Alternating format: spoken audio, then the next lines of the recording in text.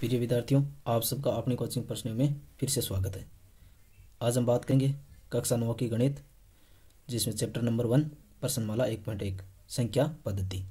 तो चलिए हम क्वेश्चन नंबर 1 की तरफ बढ़ते हैं और करते हैं इस पर चर्चा। इसका सॉल्यूशन हम करेंगे।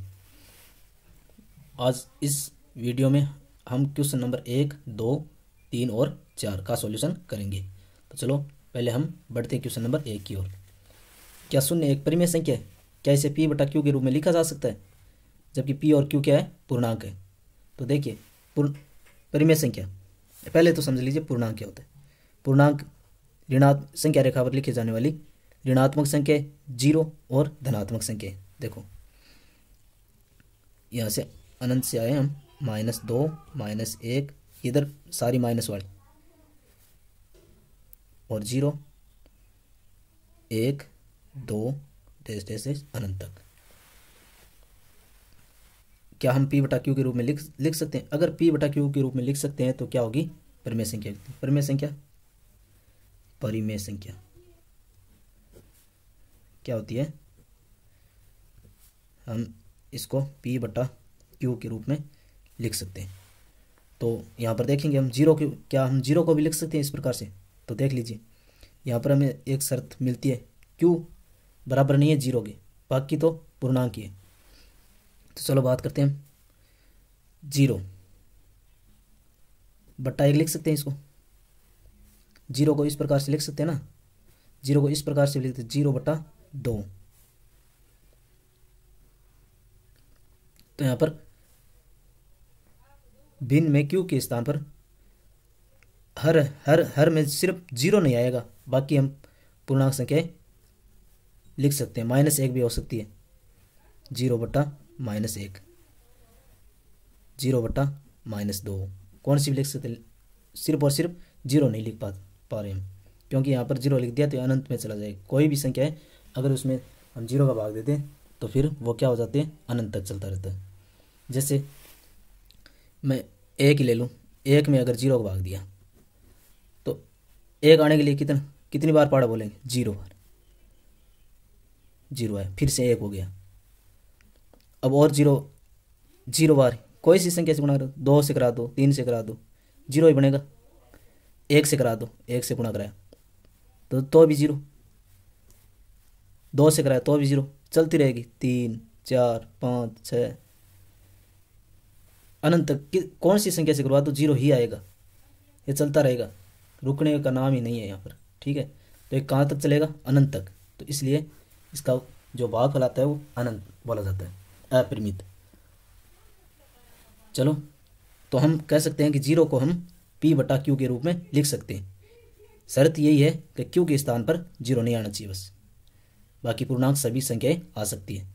तो p भी पूर्णांक है और q भी पूर्णांक है, केवल 0 को छोड़ के। ठीक है, तो हम p बटा q के रूप में इसको लिख सकते हैं। चलिए क्वेश्चन नंबर 2 की ओर बढ़ते हैं। सॉल्यूशन, ये सॉल्यूशन हो गया। इसका सॉल्यूशन देखिए, 3 और 4 के बीच परिमेय संख्याएं ज्ञात करो। तो ये हम 2 तरीके से करेंगे। एक तो देखो 3 और 4 के बीच में सीधा सा मेथड ले, मेथड फर्स्ट।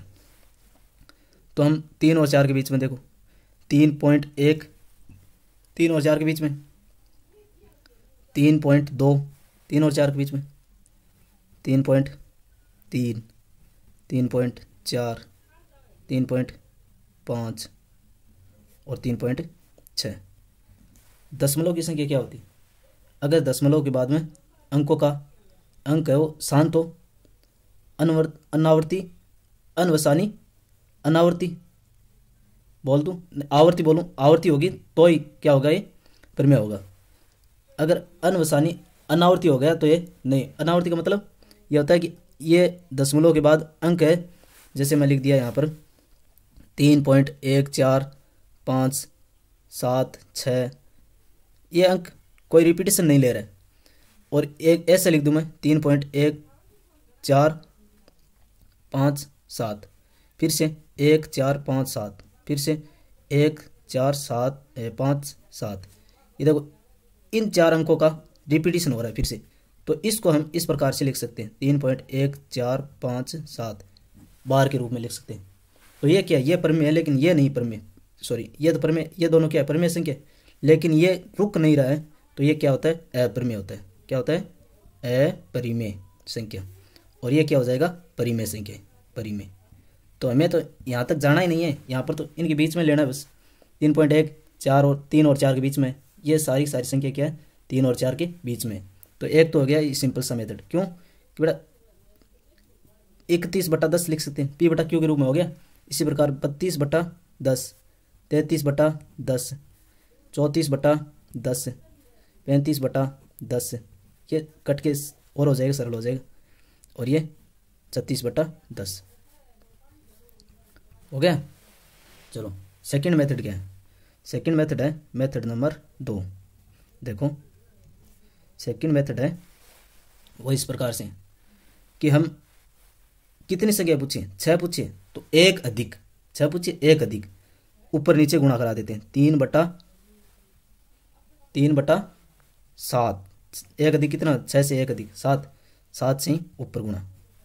और इधर 4/7, तो ऊपर से भी 7 से गुणा।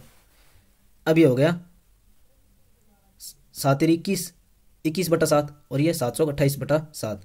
तो इनके बीच में 21 और 28 के बीच में कितनी हो जाएगी, 22/7, 23/7, 24/7, 25/7 और 26/7 और 27/7। कितनी होगी, इनको गिन लीजिए, बीच में इनके 1 2 3 4 5 6, 6 होगी, 6 संख्या पूछिए। तो इस प्रकार से इसका हल हो गया क्वेश्चन नंबर 2 का। 2 तरीके से, एक ही काम लेना आपको, कौन सा ही ले लो, ठीक है, जो आपको सुविधा अनुसार सरल लगे वो ही लेना है। चलो क्वेश्चन नंबर 3 की ओर बढ़ जाते हैं। तो यहाँ पर भी 2 मेथड से हो जाएगा ये। परिमेय संख्या पूछिए कि इनके बीच में परिमेय संख्या 3/4 और 4/5 के बीच में 5 परिमेय संख्याएं लिख दीजिए। चलो सॉल्यूशन की ओर बढ़ते हैं। पहले तो वो मेथड देखो, यहाँ पर इसको हम 3/4 है, 3 में 4 का भाग देना, तो 2 टूट के भाग, 0 बार क्यों, कोई बात नहीं, बाद में 0 लगा दिया तो पॉइंट, 7 चौक 28, बच गया कितना, 2, 0 उतारा, तो यहाँ पर 5 चौक 20, 0.75, ये तो लिख देते हैं हम 0.75। और ये 4/5 है, ये आ जाएगा 0.8। इनके बीच में हमें लेनी है संख्या 0.8,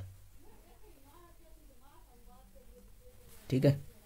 तो इनके बीच में हम कितनी भी संख्या ले सकते हैं, देखो 0.751, यह भी परिमेय संख्या, 0.752, यह भी परिमेय संख्या, 0.753, यह भी परिमेय संख्या, और इनके बीच में भी है, ठीक है। 0.8 का मतलब यहाँ पर यह है, ठीक है, 8 0 0 कितने में ले सकते हैं ना। और कौन सी है,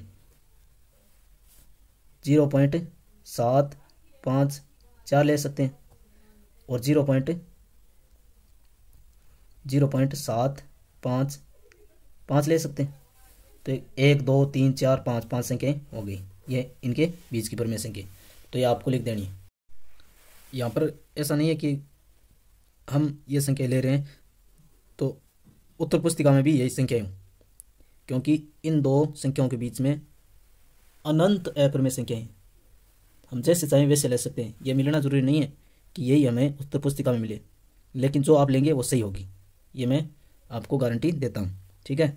ऐसा नहीं है कि मैं यहाँ पर इतनी ले लूँ तो यही बस उत्तर पुस्तिका में मिल जाएगी, नहीं, भिन्न भिन्न प्रकार की अनंत संख्या होती है। हमें तो सिर्फ 5 संख्या लेनी थी, तो हम तो ले लें, और ठीक है, हमारा क्वेश्चन भी सही है, ठीक है ना। ऐसे कोई भी 2 बिंदुओं के बीच तुम पूछ ले, क्योंकि एक संख्या रेखा पर अनंत बिंदु होते हैं 2 बिंदुओं के बीच में भी, क्योंकि संख्या रेखा खुद अनंत बिंदुओं से मिलकर बनी होती है। तो 2 बिंदुओं के बीच में कहीं से भी उठा कर ले लो, उनके बीच में आपको अनंत छोटी छोटी संख्याएं मिल जाएगी, ठीक है। क्वेश्चन नंबर 3 का एक मेथड तो ये हो गया, दूसरा मेथड मैं यहाँ सॉल्यूशन कर देता हूँ। देख लो साइड में।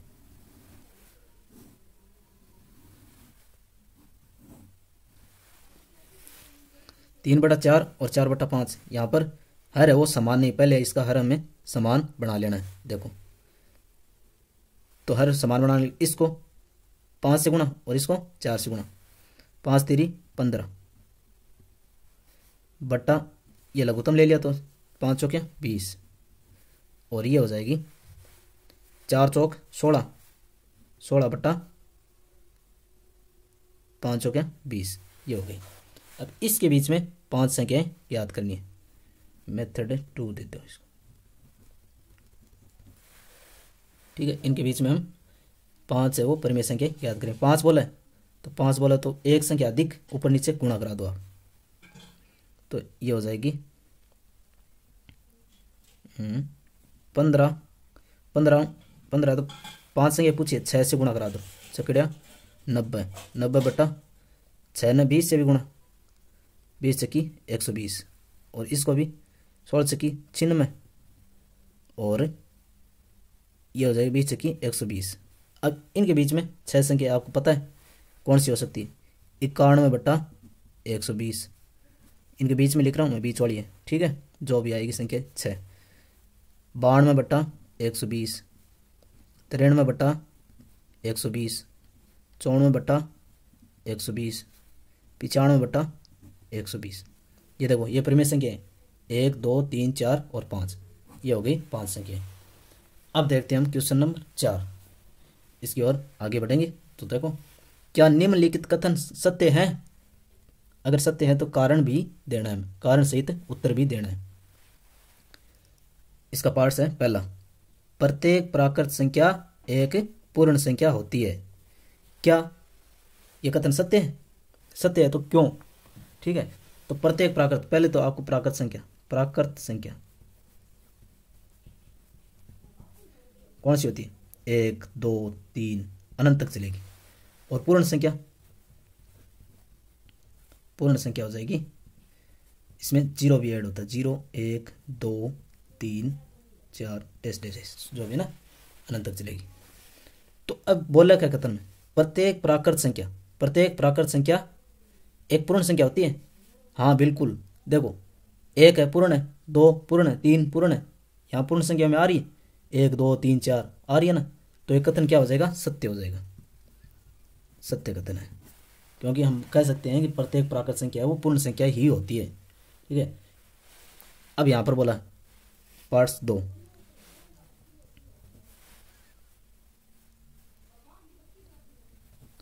प्रत्येक पूर्णांक संख्या एक पूर्ण संख्या होती है। अब यहां पर पूछ लिया प्रत्येक पूर्णांक संख्या है एक पूर्ण संख्या होती है। अब पूर्णांक और देख लो, पूर्णांक संख्या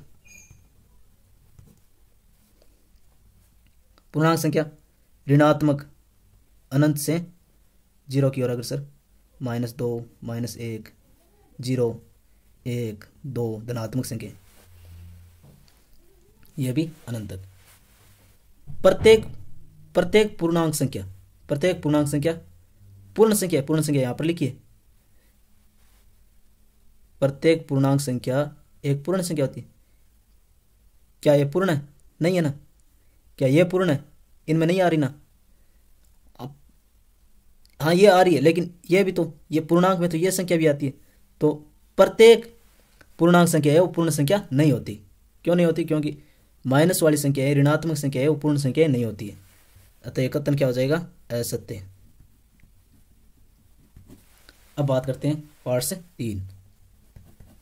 पार्ट्स 3 में देखो, प्रत्येक परिमेय संख्या एक पूर्ण संख्या होती है। परिमेय संख्या हम क्या P बटा Q के रूप में लिख सकें, वो क्या होती है? परिमेय संख्या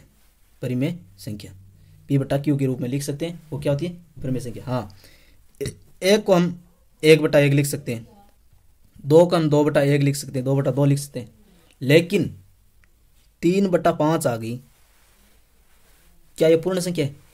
नहीं है ना। कैसे नहीं है? इसकी वैल्यू तो कितनी आती है? 0.6। इसमें भाग दिया तो 0.6। क्या ये पूर्ण संख्या है? नहीं है। पूर्ण संख्या तो ये होती है 1 0 1 2 3। ये कहाँ आती है? पूर्ण संख्या नहीं आती ना। तो ये कथन क्या हो जाएगा? प्रत्येक प्रमेय संख्या पूर्ण संख्या नहीं होती। हाँ, कई कई तो हो सकती है, ये भी है। जैसे 5/1 है, 10/2 है, ये क्या है? 5 आ गया, तो ये तो पूर्ण है। लेकिन ये संख्या पूर्ण कहाँ है? पूर्ण नहीं ना। इसलिए यह कथन ये बोल रहा है प्रत्येक प्रमेय संख्या, ये बोल रहा प्रत्येक प्रमेय संख्या पूर्ण संख्या नहीं होती बेटा, प्रत्येक नहीं होती। हाँ, इनमें से कुछ तो होती है लेकिन प्रत्येक नहीं होती। अतः कथन क्या है? असत्य है।